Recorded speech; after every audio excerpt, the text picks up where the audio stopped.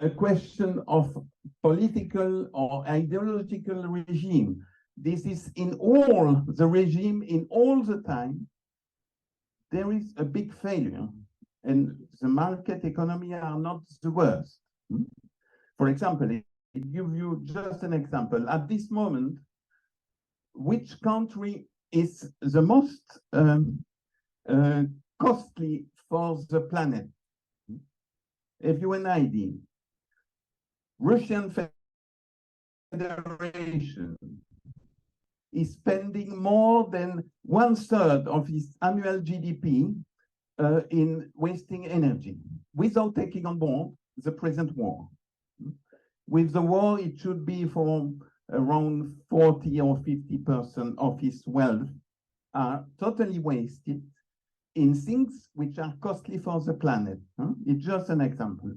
And finally, and this is probably something which is at the root of the two previous ones, is a democratic failure.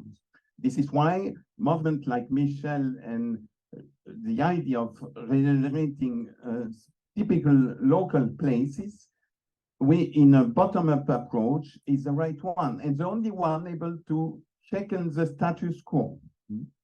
But behind democratic failure, again, this is not a problem of institution or ideology. Is the fact that there is, deeply rooted in all of us, in the citizens, in the media, in politicians, and most of all in economists. I am an economist, but the huge majority of my profession are totally myopic. And this is even worse because this job is precisely to ensure the future. Well, it is the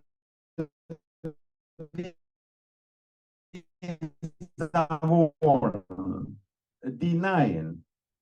The most advanced are denying that in 15 years will disappear. Okay, at least as we are working now. So let's see again. Murphy is there. No. So very quickly, a few typical features showing that we are unsustainable as a system and worldwide. Well, it's the global warming with what it all means. The fact that what we name GDP, gross domestic product, is an illusion. When you could listen that, for example, the world this year will grow a little bit below 3%. Not true, because we are wasting more than we are producing. And this is true since many years, but we measure positive figures. Change another example. I remember that when we launched in the European Commission the Green National Account, we were stopped with they said to us, no, there are more urgent things, and always there are more urgent things to do, and it was the most urgent one. Well, I will show with a few charts that our growth rate are on a downward trend everywhere.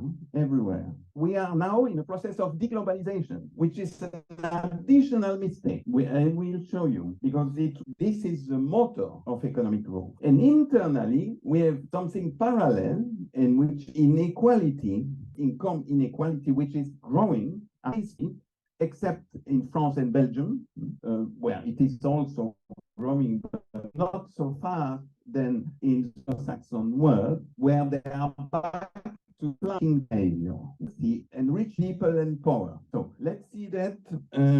Now, why I see, so for me, technically, I repeat, I don't want to be technical here, but there are behind these very few lines a lot of technical analysis. First of all, is the fact that financial yields, return of finance, are much higher than productive activity. This is very seen. You could see that in the figure, in the financial figure. Financial yields are more than double the real producer. Second price distortion is the fact that the private return don't take adequately into account the so-called social cohesion. They don't realize that they could make money because up to, I don't know why, people do accept, but populists are behind the corner and they don't accept that. Natural reaction, but with wrong solution, of course. Third, and maybe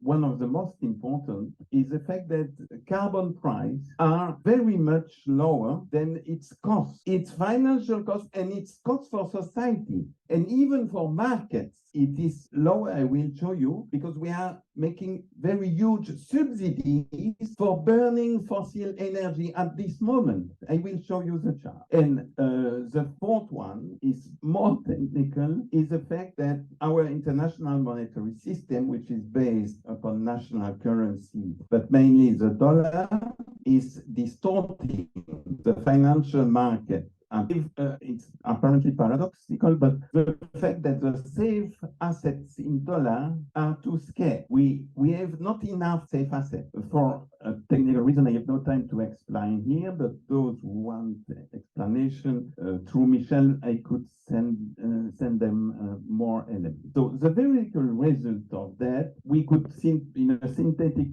sentence, tell that the political democracy is very different from economic democracy, allowing with rent-seeking a lot of lobbies. At this moment here in Brussels, we have thousands of lobbies fighting for their rent. Most of them in the big pharma, for example, others in fossil energy. They are paying billions per year for saving their rents at the cost of everybody. And you have all that inevitably leads to a lack of trust and fears. And when you have fears, and I have also a chart, but not here, showing that populism is directly a function of popular fears.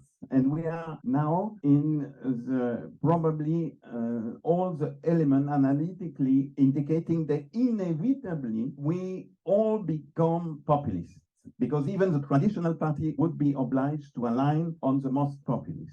Four indicators that I will show just after that: a downward trends in productivity, even taking on board the present national account figures. This is on a downward slope, very worrying. Second, the labor share in GDP worldwide, and I will show you that this is not only due to the trade unions or things like that or ideology, it's merely the rent-seeking path. And third, subsidies in fossil energy are absolutely amazing, because this shows you the total hypocrisy of our politician leader, because they are doing, in one hand, something for greening the planet, and the other one, they are putting more money for impeding this to be effective. And fourth, the impossibility with the present international monetary system and the global finance, impossibility to finance decarbonization in the South. I will show you very simply. First, when there is a lack,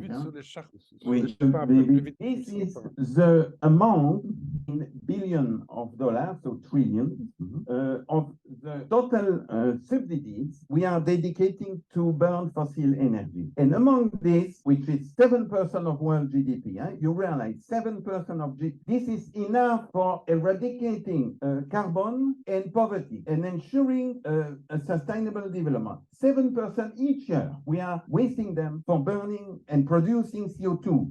And among them, it is even the worst. We are dedicating presently more than 1 trillion, so 1,000 billions of dollars in cash for burning fossil energy. Our leaders are doing that now, and this is not a new phenomenon. This is very, and I will show you these figures on my question with only the global of the world.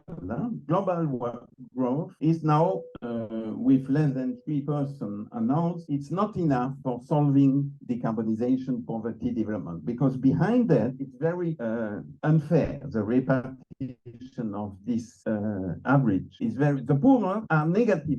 Here, this is one of the frightening aspects. If you look from the 19th century, when war did occur, war occurred always when you close the border, either to labor or to capital, and especially to goods and services. So this is clear after the First World War, and we know what it means, what kind of populism did emerge from that. And now we are here. And this is not just with Trump's stupid policy, it started before, as the excuse was the global financial crisis. But this is not true. This is what was diffused. And my concern is that we are going there with a lot of industrial policies for deglobalizing. This is a trend for the increase in trade volume from the decade of the last decade. You could see that now we hope to have a positive development of trade of goods.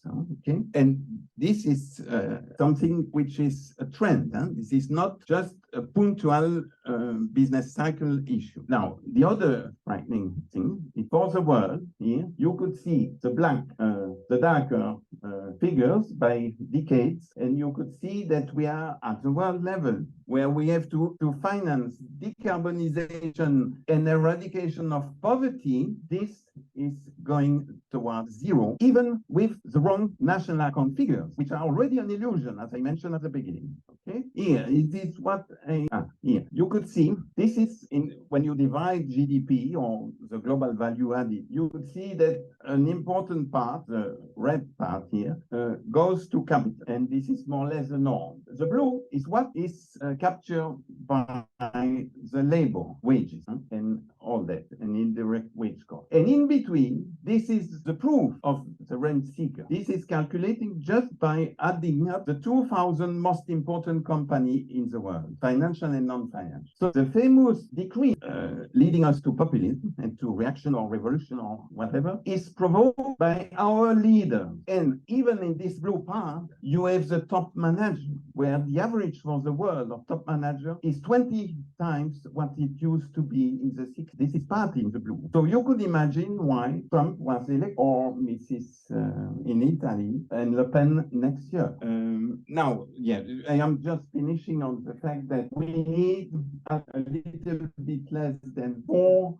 The list is divided billions, thousands of billions. That means in total, so we are growing 3. We need 4. In addition, I could. Well, the conclusion is obvious. We are unsustainable. Nobody looks very concerned, and there is a reason. Is the fact that the status quo, the power, they have the financial power. This is the gap between economic and political democracy. We have lost as a democracy. Thank you.